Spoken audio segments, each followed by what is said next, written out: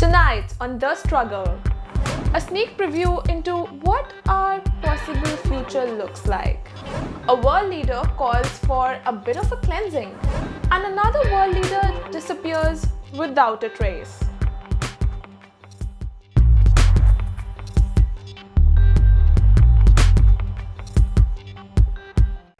As we reach what has the potential to be the tail end of this lockdown, parents are wondering when will they get to ship off their kids to school, and kids are wondering when will they get to be with their friends again, and teachers are wondering when will the government begin to see them as more than babysitters.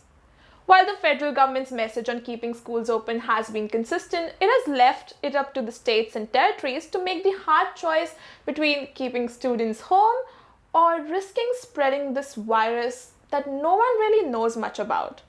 In an effort to reach some consensus on this debate, the New South Wales government, alongside with National Centre for Humanisation, etc., published a study last week about how coronavirus spreads in schools.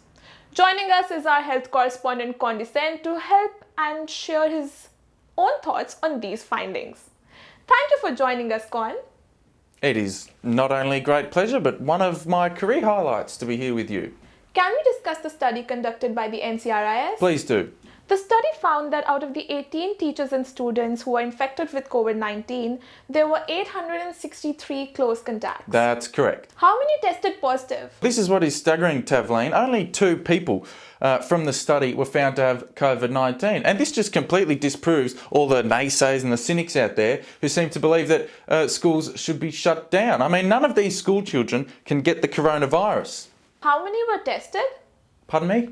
How many out of the 863 people were tested? Well, as many as perhaps quite possibly as many as maybe perhaps quite possibly a third? A third? You mean you tested a third of the people out of 863 people who were in close contact at a time when school attendance was already low and people were social distancing anyway? Is that the information that the government is relying on to make their policies? Oh, the data fits, doesn't it? I mean, just have a look at Singapore. No, don't have a look at Singapore. Look at Taiwan, for example. They kept their schools open. Look what happened. Nothing. I mean, look, this study definitively proves that transmission is lowest amongst children and schools are the safest place to be. I mean, no. With great respect, with overweening respect for you, Tavleen, this is another rigorous study in line with all of the other perfectly rigorous and scientific studies that we've used in the past. There are hundreds of rigorous peer-reviewed studies conducted by scientists that show, for example, climate change is caused by human emissions, yet the government isn't convinced. Con, why has the government decided now is a good time to trust science? Tavleen, the government has never not trusted science. I mean, a good proportion of our adopted policy is evidence-based. And when it's not, it's because the evidence isn't trustworthy. So evidence from leading universities and scientific academies across the globe, the NASA, the UN... Look. This is bullying. This is political... Mom! Excuse me? She's doing it again! Wait till you get a bloody mind. Mum will fix you right up. Mum! Quick, somebody ring ScoMo. Moving on, and COVID-19 has had a dramatically negative impact on almost all aspects of Australian society and global community. But if there's one benefit that's arisen during this pandemic, it's the much welcome environmental relief. Greenhouse gas emissions have gone down due to decrease in travel and economic activity. According to the UK-based organisation Carbon Brief, Chinese gas emissions have gone down by 18% as compared to their 2019 levels. And up to 4,000 children were saved from premature deaths due to improvement in air quality. In New York, pollution has gone down by 50% as compared to the pre-virus levels, and nitrogen dioxide emissions have been disappearing as captured by satellite. However, the environmental impact of coronavirus has not been all positive. In China, medical-related waste has quadrupled to 200 tons per day, adding enormous numbers of masks and gloves to the already existing landfill. Many other countries have seen an increase in food and shipping packaging as more and more people opt for food delivery while hunkering down. And many climate scientists have suggested that Australia has been presented with the chance to fast track its progress on renewable energy. However, whether our leaders will take this opportunity is yet to be determined. Now let's cross to our I'm a Millennial Get Me Out of Here correspondent who has some expert advice on the current environmental situation around the world. Hi, welcome back to I'm a Millennial, Get Me Out of Here. Now, if you'd asked me a couple of months ago what the main issue facing my generation was, I would have answered the climate crisis. But there hasn't been gained as much attention lately. And I can totally see why. I mean, animals are returning back to areas that used to be populated with humans. Then we've also got less global travel means less emissions. And I know plenty of people in isolation who are taking up the hobby of growing things at home. So I was pretty ready to give you a spiel today about how the pandemic is basically fixing the climate crisis for us. But I knew, just like when I ordered takeaway, I had to check my sources.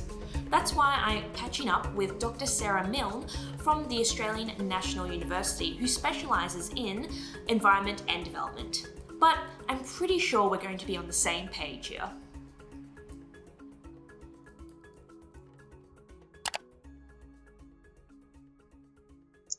Hey Sarah, isn't it great that the coronavirus is basically solving the climate crisis? I mean, dolphins are back in Venice, air travel's at an all-time low. So I think it's safe to say we don't have to worry about that problem anymore. Well, Emily, I like your optimism, but I think we can be, we're pretty sure that the climate crisis is still here. 2020 is on track for being the hottest year on record. And while we're pausing our activity, the climate crisis isn't over. So let's just say that this moment gives us a chance to see what we're capable of in terms of slowing down, travelling less, consuming less, but it ain't over. Oh, the main thing is really that we need to transition with equity, justice, and we really truly need to decarbonise, and that's not happening. This is just a pause button. Well, what are some dangers to the environment that are still continuing even during this pandemic?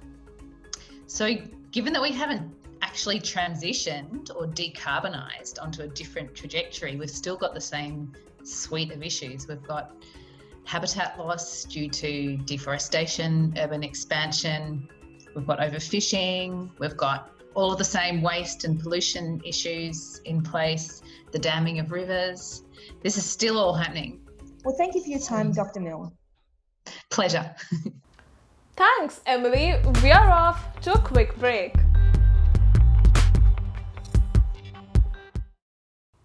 Welcome back. In the past month, in between sheltering in place and giving their landlords the entirety of their stimulus checks, people have been wondering where in the world is Kim Jong-un? Yes, everyone's favorite, wacky, brutal totalitarian despot hasn't made any public appearances in some time, even missing 15 April ceremony marking the birth anniversary of his grandfather Kim Il-sung. While some have been saying that he might be dead, others think that he might be in coma following the complications from his heart surgery. But both the US State Department and the South Korean government have claimed that he is doing what every other rich, powerful person is doing these days, self-quarantining at a personal resort. If only the US president also had the idea of keeping a low profile and staying far, far away from the public eye, we wouldn't have to be dealing with this. Right, and then I see the disinfectant where it knocks it out in a minute, 1 minute.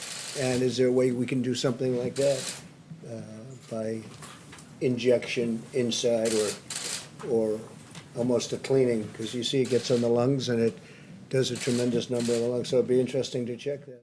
Trump's comments followed the findings that disinfectants can kill coronavirus within minutes of being applied to the surface. So naturally, the president thought that the next obvious move is to pump it in our veins and see if it does the trick. I thought we got over the whole ingesting cleaning products thing after the Tide Pod challenge. Oh my God!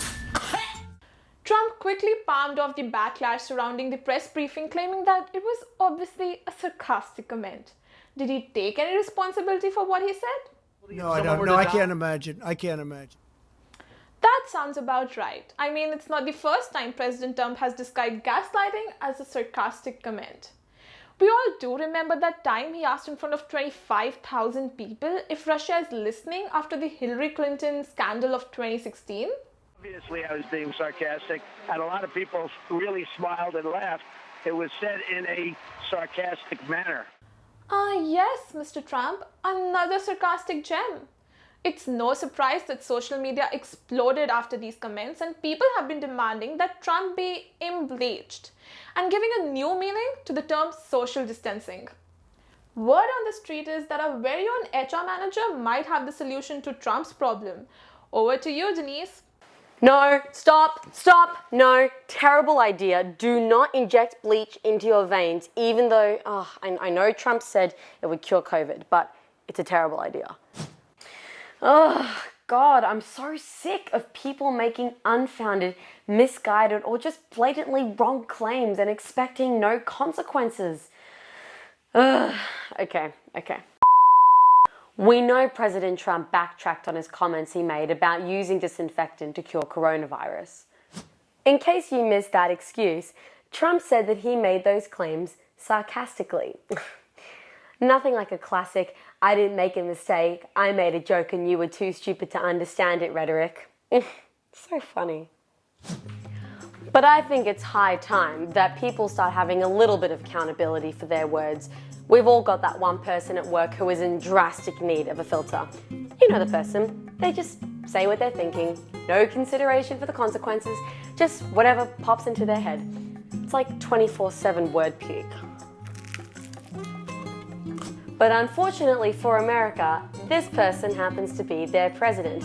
But not to worry, I have a solution. It's a new product I'm developing called the BS Banisher.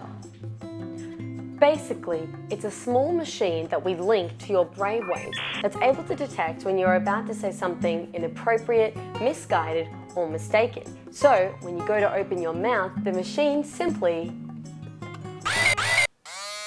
I see the disinfectant where it knocks it out in a minute, 1 minute. And is there a way we can do something like that? That's right. No longer do your meetings need to be interrupted by that employee that thinks that every thought that comes into their tiny brain needs to be shared with the group. No more will you have to deal with constant workplace complaints about that guy who thinks it's acceptable to comment on every female colleague's physique or mansplain your own initiative straight to your face. I'm telling you, the BS Banisher is going to be a godsend for all HR departments all over the world. And don't you worry, I'll be sending one to the HR manager of President Trump ASAP. Back to you, Kathleen. Thanks, Denise. We are off to a quick break.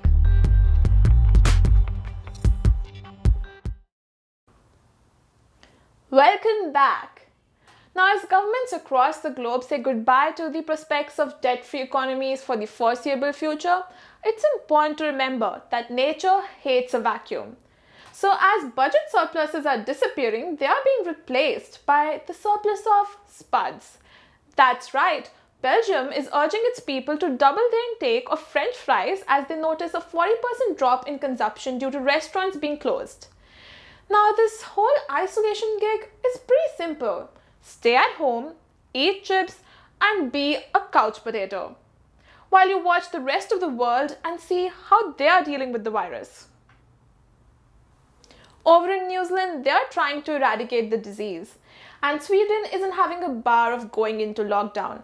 And to try and get more people to deal online, Greece is considering banning fax machines. I mean, modern problems require modern solutions. But back to Belgium, and there's some talk of sending off excess potatoes to food banks or even some other countries in Europe and Africa, which are dealing with some shortages.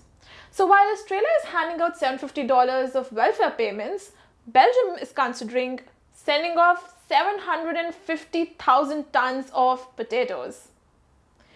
To see how this international affair is going to affect us more locally, we now cross to our suburban socialite.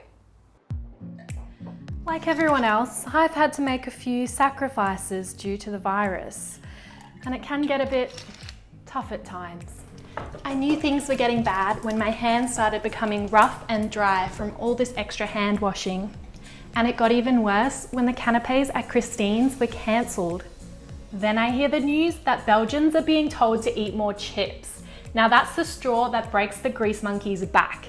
No one tells me what goes into my body. Now I know that there are tons and tons of potatoes that are going to go to waste. But seriously, what about my waste? I can't have those carbs ruining all the 6 a.m. bar classes it took to make this physique. And yes, sweetie, it's called bar. Setters, yoga, barre, I hope I've pronounced that correct. I might need some help with that. I'm not quite sure what that is, to be honest, but B-A-R-R-E for those who are looking for the specific definition. Now I know this isn't happening in Australia yet, but we've seen how quickly things can spread.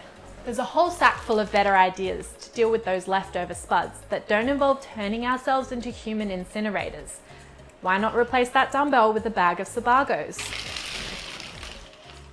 Or use them to pick up a new circus hobby.